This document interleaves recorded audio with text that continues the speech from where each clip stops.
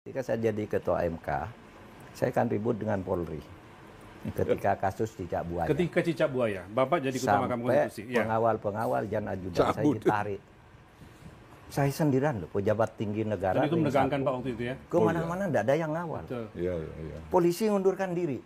Kan kalau menurut undang-undang polisi mengundurkan diri disersi harus dipecat. Tapi tidak dipecat, mereka mengundurkan diri rame-rame sebagai pengawal saya, sebagai penjaga rumah, penjaga kantor, pergi 12 orang. Aduh, saya bilang. Mereka pada umumnya Pak Mahfud dan Pak Luhut itu menjaga tampilan, Pak, rambut terutama. Saya tidak ada pengaruhnya buat saya. Udahlah, udah begini, udah tua juga, mau dia fine juga. Tapi gini Mas, saya punya kesan dengan Pak Luhut yang sangat mendalam sampai sekarang itu.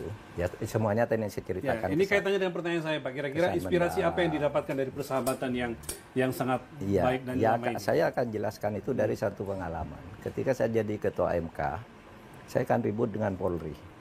Ketika kasus cicak buaya. Ketika cicak buaya, Bapak jadi ketua Mahkamah Konstitusi. Pengawal-pengawal dan ajudan saya ditarik. Saya sendirian loh, pejabat tinggi negara. Dan itu menegangkan Pak waktu itu ya? Kemana-mana tidak ada yang ngawal. Iya. Polisi mengundurkan diri. Kan kalau menurut undang-undang polisi mengundurkan diri disersi harus dipecat. Tapi tidak dipecat, mereka mengundurkan diri rame-rame sebagai pengawal saya, sebagai penjaga rumah, penjaga kantor, pergi 12 orang. Aduh, saya bilang. 12 itu semua pengawalnya berarti ya? Pengawalnya cuma 3 ya. Tapi perangkatnya yang lain? Yang perangkat, yang jaga pintu, jaga apa gitu. Semua serentak mengundurkan diri ketika saya nyatakan Bibit Chandra Hamzah dan Bibit tidak salah. Tidak salah. Saya jalan kemana sendiri, wah bahaya betul ini. Di kantor, teman-teman bilang, sekjen saya, Janet, sudah Pak, nanti nyewa swasta saja gitu. Nah suatu saat, saya ingat Pak Luhut ini kan punya orang banyak aja. Terus saya telepon Pak Luhut, ini saya tidak punya pengawal nih. Gimana kenapa?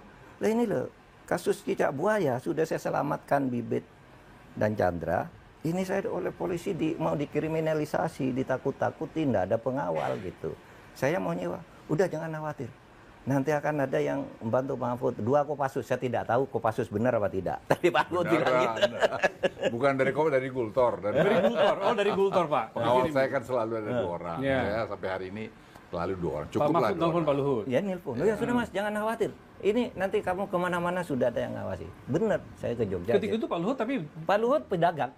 Udah di bisnis ya? Sudah di bisnis. Kan bukan mengganggu di pemerintahan ya? Pak Luhut tidak di pemerintahan. Tapi kami sering ketemu. Udah, jangan khawatir terus. Betul. Saya ke Jogja hanya berdua dengan Sespri yang kecil itu, bukan tentara gitu. Waduh. Biasanya disambut rame-rame, tidak ada yang nyambut. Tapi begitu saya keluar ada orang berbisik, Pak, saya orangnya Pak Luhut katanya. Bapak tenang aja, ini nomor telepon saya. Bapak aman di sini gitu. Sampai ke sana pengamanannya Pak Luhut ya? Iya, di sana. Saya ke Jogja sudah ada yang jemput.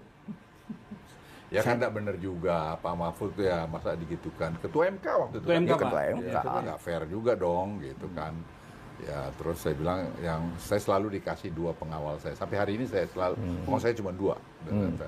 Udah kau pergi sana. Terus tanya, Bapak yang ngapa? Nah, siapa yang mau bunuh saya bilang. Jadi pengawal Pak Luhut sendiri yang dikirim? Ya, saya kasih berapa, ada 2 hari. 2 hari ya? 2 hari sampai karena dapat kembali. Saya telepon Kapolda. Saya bilang, nggak benar kalian ini, saya bilang. Masa itu ketua MK diginikan? Janganlah. Terus saya kasih pengawal saya dari Kopassus, saya bilang Kopassus. gitu. Terus tuh datang digantikan. Datang. Ya, jadi saya dan bilang. bener ngawal Mas. Saya makan ya, saya coba makan sama istri bersama pengawal gitu.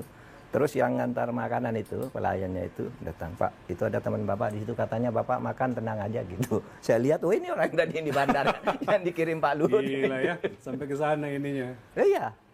Nah, saya baru merasa nyaman. Tapi 2 hari sudah itu polisinya datang minta maaf dan nyuruh saya milih pengawal yang sekelas apapun Bapak milih aja gitu. Dikembalikan. Ya, itulah hidup. Luar biasa Pak. Kita sungguh dapat inspirasi yang sangat kuat dan pelajaran buat kita Pak, buat kami juga pada netizen bahwa contoh persahabatan antara Pak Mahfud dan Pak Luhut itu sungguh-sungguh bisa menjadi pelajaran dan inspirasi buat kita semua. Perbedaan kadang-kadang terjadi, tetapi kemudian ini penting Pak. Ini levelnya mesti menaikkan level itu.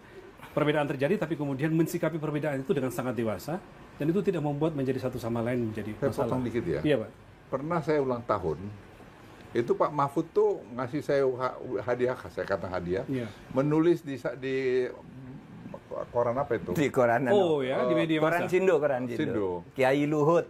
Tulisnya Kiai Luhut dan Romo Muslim. Saya bercerita gini, Iya, Pak Luhut itu kolom Bapak di Sindo? Iya, Pak Luhut itu seandainya dia orang Madura pasti jadi kiai. Yang sikapnya baik sekali kok, seperti kiai, santun. Nah, Muslim itu seumpama lahir di Batak, saya bilang. Saya Mahfud kalau lahir di Batak mungkin jadi Romo juga, saya bilang, jadi pendeta. Sebagai orang yang ulang tahun, Enggak. itu kado ulang tahun seperti apa, Pak? Iya, Luhut? tulisan saya di Iya. ulang tahun. Ulang tahun Pak Luhut saya memberi tulisan itu. Iya, Iya. tulisan itu. beliau Bahwa nulis. ada orang sebenarnya tidak usah karena perbedaan agama itu lalu bermusuhan. Saya dengan Pak Luhut itu sudah seperti santri, Iya. sesama santri, kiai sama kiai gitu Iya. lah. Yang penting kan bangsa dan kemanusiaan gitu. Ada tulisannya tuh di Sindo, masih ingat Pak Luhut? Saya ingat saya. Gimana, Pak? Kalau Orang- saya terharu sekali. Iya. Terlalu sekali. Kok sampai Pak Mahfud tuh nulis di koran ulang tahun saya dan memberikan apresiasi Iya. tinggi sekali. Saya bilang, saya nggak kayak gituan lah Pak Mahfud, saya ya biasa-biasa aja. Enggak, ini pendapat saya kok katanya. Ya terima kasih lah Pak Mahfud. Gitu, Oh, ya. luar biasa. Saya pikir kita juga bangsa ini harus Iya, Pak. membawa sikap-sikap Persis. ya saling memaafkan dan kemudian bersatu untuk membangun republik gitu. Iya. Masa terus-terus dendam? Itu tidak mudah, Pak. Itu makanya itu pelajaran penting betul, Pak. Ya masa Buat kita siapapun dendam ya. terus nanti Mas Rizal. Ya. Udah Anda marah terus sepanjang ya kamu sakit sendiri nanti kalau dendam-dendam terus. Ya betul. Ya, saya enggak pernah, saya marah ya. Ya nggak suka bisa aja manusia, tapi jangan dibawa lama-lama. Sebagai penutup, Pak, saya pengen Pak Luhut dan Pak Mahfud menyebutkan 3 kata untuk menggambarkan Pak Luhut, dan Pak Luhut menggambarkan 3 kata untuk Pak Mahfud. Saya mulai dengan Pak Mahfud dulu. 3 kata untuk Pak Luhut. Loyal, Loyal, disiplin, disiplin, bersahabat. bersahabat. Loyal, disiplin, bersahabat. Pak Luhut, Pak Mahfud apa? Ya orang yang tulus. Tulus. Ya, dan yang pinter menurut saya. Pintar, Dan konsisten terhadap Konsisten. pendiriannya dia. pintar, konsisten. Ini pelajaran buat kita semua, menjadi kesimpulan bahwa nilai-nilai seperti ini kita dapatkan dari persahabatan beliau berdua, persahabatan yang sampai sekarang masih berlanjut dan sungguh-sungguh menjadi pelajaran berharga bagi kita semua.